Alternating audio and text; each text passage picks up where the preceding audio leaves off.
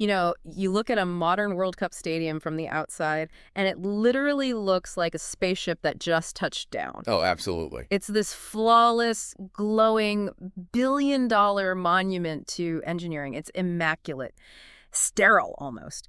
But then you walk inside, and that whole illusion of a polished corporate machine just totally shatters.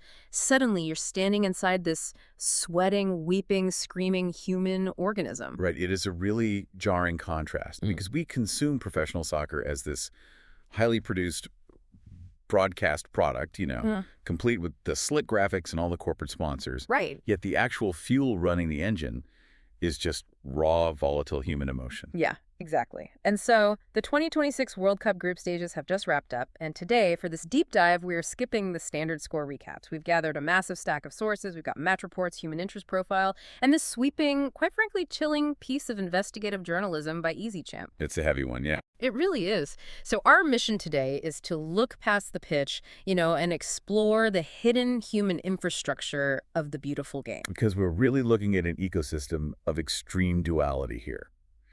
On one hand, we are going to examine the purest manifestations of joy and faith, but we also have to confront the dark, entirely unregulated exploitation that happens in the shadows just to produce the stars you see on your screen. Yeah.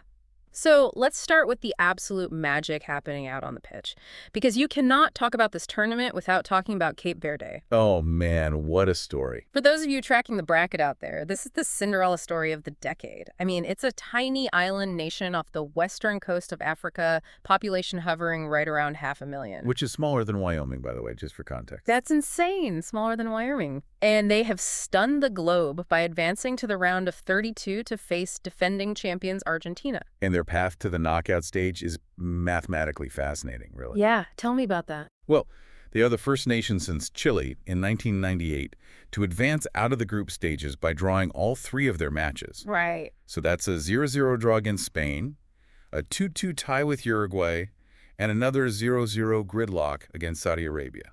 I really want to look at the mechanics of that, because looking at those three draws, it feels a bit to me like a student passing a massive, impossibly hard final exam without answering a single cauldron perfectly. That's a great way to put it. Right. If you don't secure a single win, is advancing just a mathematical fluke, or does it require some specific type of psychological genius? Oh, it is entirely the latter.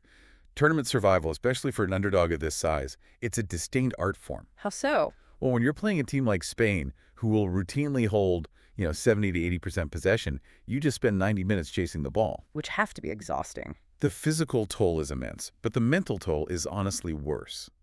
You have to employ this deep, compressed defensive shape, a low block, where every single player moves in perfect synchronization. Yeah, because one missed assignment, just one lapse in concentration, and a world-class midfielder threads a pass that ends your whole tournament. So it's really about enduring a relentless siege without fracturing. Precisely. You don't have the luxury of out-talenting your opponent, so you have to out-suffer them. Out-suffer them. I like that. And that requires a cultural buy-in that tactics alone just can't buy. It requires an unshakable collective belief. Which brings us to a quote from one of the human interest profiles in our stack. There's a 13-year-old girl named Lauren. She's part of the Cape Verdean diaspora living in the UK, and she coined what has essentially become the rallying cry for this entire nation. Such a good quote. It is. She told a reporter, "They gave us 1% chance, but we had 99% faith." That phrase captures the exact psychological armor a team needs to execute that kind of defensive masterclass. Absolutely. And you can see how quickly that 99% faith mentality resonated globally, like their goalkeeper, Vozinha, who has been totally instrumental in organizing that defense. He's been incredible. Right. He watched his Instagram following skyrocket from a few 100,000 to nearly 10 million followers over the span of just 2 matches. 10 million. The world absolutely fell in love with them. And, it's not just the underdog status either. It is their distinct character. Yeah. Like their coach, Bubista, he's maintained this beautiful tradition where before every single game, he presents a gift to the opposing coach. Oh. Yeah, he openly talks about how his team steps onto the pitch as warriors, but they do it with absolute humility and respect for the opposition. which created a stunning contrast during their match against Uruguay. Oh my gosh, yeah. Because you had Bubista's philosophy of honor colliding with an opposing team that, under the intense pressure of the tournament, completely abandoned fair play. Right, the incident with Federico Viñas. This sequence was wild to watch. It was hard to watch, honestly. So late in the match, Cape Verde's Telmo Arcanjo goes down with a severe, highly visible muscle cramp. Viñas, the Uruguayan forward, actually jogs over and helps Arcanjo stretch out his leg. For a fleeting second, it's this picturesque moment of sportsmanship. But the moment Uruguay forces a turnover and a counterattack develops, the sportsmanship just evaporates. Oh, gone. Viñas realizes there's an advantage to be had, literally drops Arcanjo's cramped leg right onto the turf, and sprints off to join the attack. And Uruguay ends up scoring the equalizer off that exact sequence. Brutal. Bubista was livid on the touchline, and understandably so, especially considering the Uruguay coach is Marcelo Bielsa. Right, a man who practically treats his press conferences like philosophy lectures on the nobility of the game. Exactly. It just highlighted how ruthless the tournament pressure is. It forces teams to reveal who they truly are. And Cape Verde's emotional resilience ultimately overpowered the pressure that crumbled the integrity of larger teams. Yeah. And that intensity, that desperation to survive, it reverberates far beyond the stadium. To understand the sheer scale of emotion these tournaments generate, just look at Ecuador. Oh, this is wild. After they came from behind to beat Germany 2-1 and secure their advancement, Ecuador's president, Daniel Noboa, declared the very next day a national public holiday. A literal government-sanctioned holiday to celebrate a football match. That's amazing. Right. So that physical emotional exhaustion you mentioned, the players enduring to hold that defensive line, it feels like that exact energy is matched and maybe even sustained by the people watching, and that energy physically manifests in the stands. It really does. The fans are not passive consumers in this ecosystem. They are active participants. And one of the most profound ways they channel that feverish devotion is through the creation of tifos. Right, and for those who might not be familiar with the term, a tifo is one of those massive choreographed visual displays, usually like an enormous painted banner, that supporters unroll over the stands right before kickoff. Yes. But what I found completely fascinating in our research is the linguistic origin of the word. Yeah, the etymology tells you everything you need to know about the psychology of fandom. It really does. Tifo derives from the Italian word tifosi, meaning fans. But that term originally traces back to the infectious disease, typhus. Wait, so the root word for a fan display is a literal pathogen? Yes. Yeah. In the 1920s and 30s, Italian journalists observing the emotional, almost hysterical outbursts of crowds inside soccer stadiums, they didn't know how else to describe it. Wow. The screaming, the sweating, the manic collective movement, it mirrored the physical symptoms of a typhus fever. That is so descriptive. The passion was so intense, it looked like a highly contagious medical condition spreading through the stands. And when you look at the sheer labor required to build a modern tifo, you realize that fever is very real. I mean, let's look at the specific tifo created by the American Outlaws for the U.S. men's national team match against Uruguay down in Tampa Bay. Okay. The message was sailing to victory in 2026, and it featured this massive colonial-era sail ship set against the local Skyway Bridge. And the scale of these projects is just staggering. This was a 20 by 35-foot banner. And what's crucial to understand is that this isn't printed by some corporate marketing department. It is painstaking, low-budget, grassroots labor. Oh, the logistics sound like a total nightmare. The organizers, James Hartzell and Juan Ruiz, they had to order 50 yards of unbleached muslin fabric. 50 yards? And Hartzell was literally sewing the heavy canvas panels together on a machine in his own living room. Oh my God. Yeah. And then to trace the design, they had to beg for weekend access to a local middle school gymnasium, tape the fabric to the wall, and use a digital projector to beam the image so they could trace it section by section. And painting a canvas that large requires a highly coordinated volunteer effort. They had over a dozen people in this gym, shoes off, painting on the floor. Ah. Hartzell actually described the process as playing a giant high-stakes game of Twister. I can imagine. Yeah, you have to contort your body to paint your assigned section without stepping on wet acrylic or, walking on another volunteer's hands. Right. And then on top of all that physical labor, they operate under these strict Fight Club-style rules. Absolute secrecy, no talking about the design, no posting pictures on social media until the moment it drops in the stadium. Getting it inside is a covert operation in itself. Definitely. They had to fold this 20 by 35-foot painted canvas, like a giant fitted sheet, and essentially smuggle it past stadium security inside a blue, oversized IKEA bag. Which is just a brilliant low-tech solution to a major logistical hurdle. It is, but I keep coming back to the payoff, or rather, the lack of it.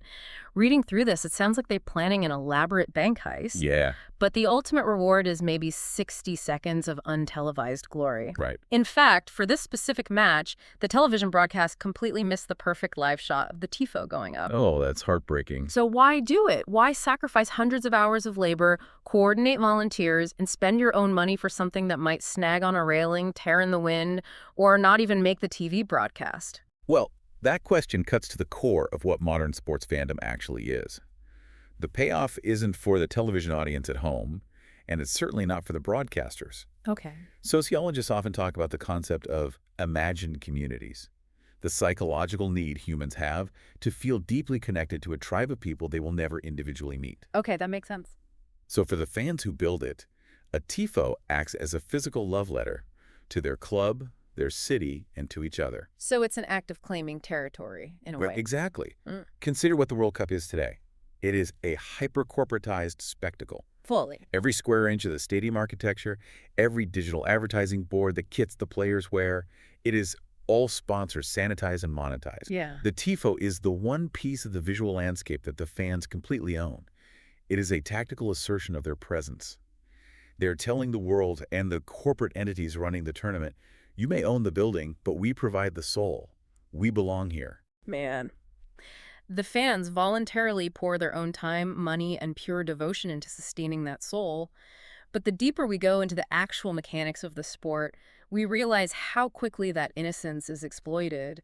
So we have to shift now from the voluntary sacrifices of adult fans to the forced sacrifices of children. Yeah, and this is where we bring in the investigative report by EasyChamp titled The Dream Factory. Right. It's an exhaustive look at the youth development system in Argentina, the exact system that engineered the players who won the previous World Cup and are currently competing in 2026. And looking through this EasyChamp investigation, it's incredibly heavy stuff. And just to be clear for everyone listening, we're essentially acting as messengers today. Yeah, absolutely. We aren't here to play judge and jury on legal fallout or the political ramifications within Argentina. We're not taking any sides.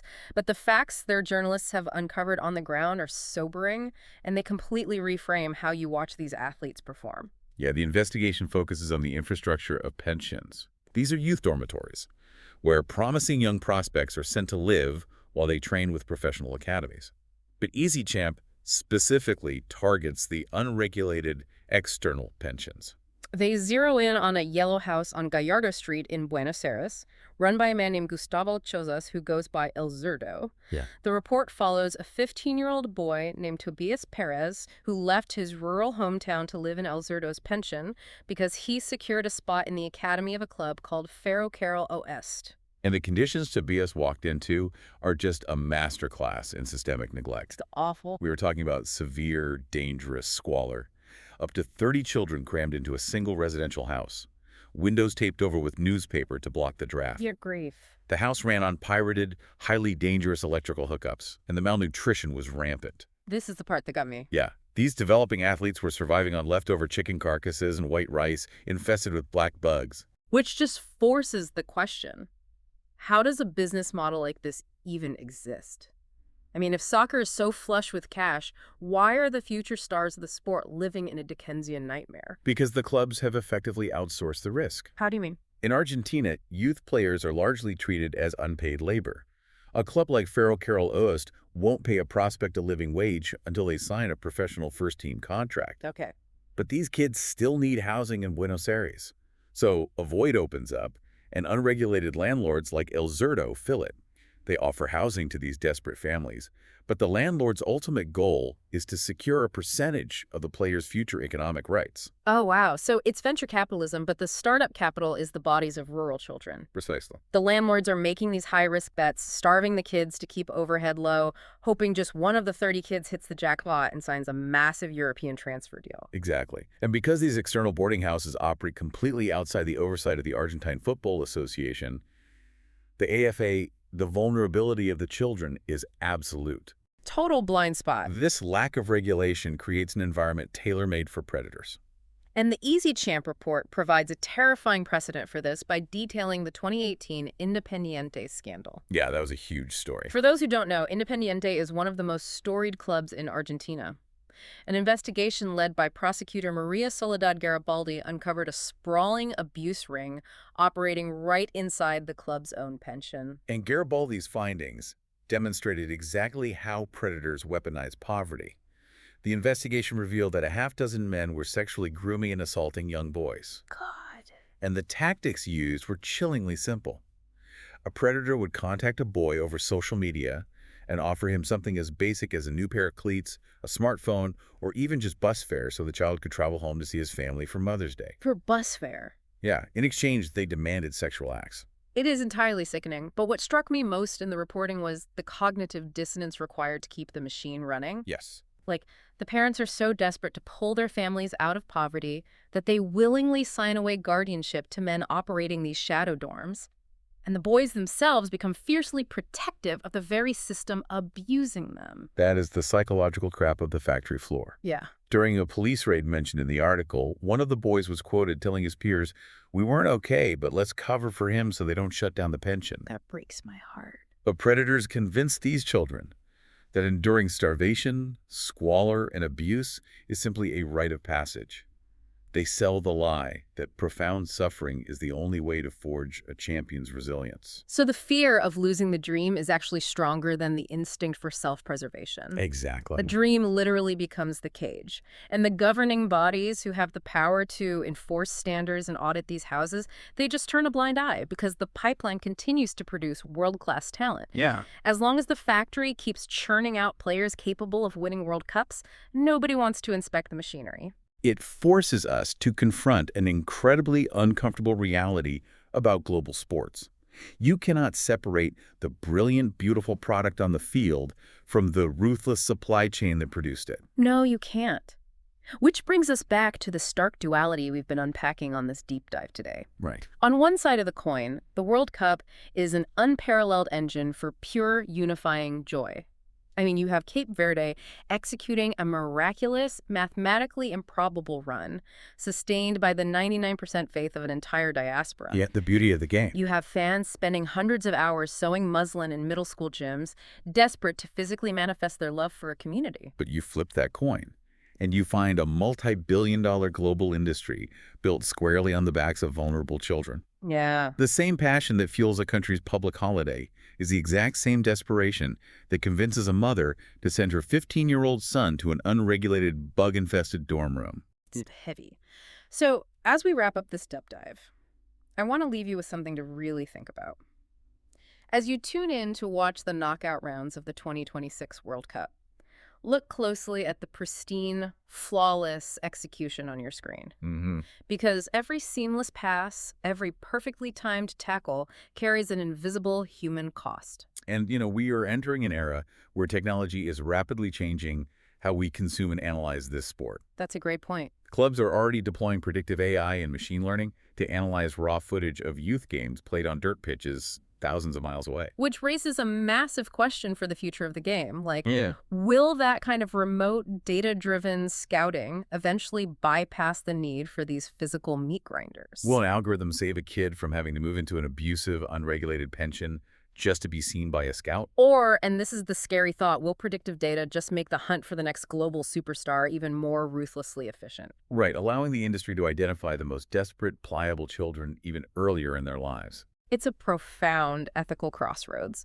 Will technology dismantle the dream factory, or will it simply optimize it? That's the million-dollar question. It's definitely something to hold on to the next time you see a teenager step onto the pitch in one of those glowing spaceship stadiums. Anyway, thank you so much for joining us on this deep dive today. Keep enjoying the matches, but more importantly, keep questioning the invisible infrastructure behind the spectacle. We'll catch you next time.